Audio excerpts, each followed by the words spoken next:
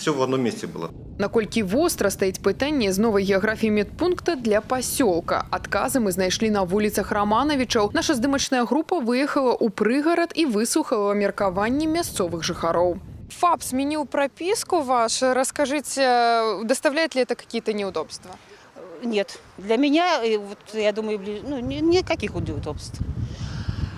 Хорошо, что он у нас есть, этот ФАП. Могли бы вообще перенести куда-то другое население, не к нам. Нам очень удобно, что он здесь, он...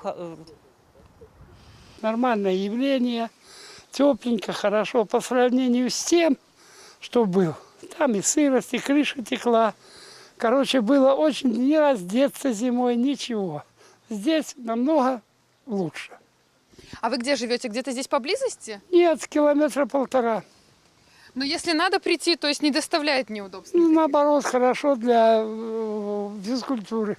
Ад камунальных пытанняў да зямельных парадоксаў на прамую лінію да губернатара звярнулася жыхарка вёскі Плёсы. Частка яе участка пастаянна сыходзіць пад ваду падчас паводак. Каб выратаваць маёмасць, жанчына падняла ўзровень зямлі на 3 метры і абнесла тэрыторыю плотам. Цяпер гаспадыня спрабуе легалізаваць абноўленыя межы, але мясцовы сельсавет адказвае.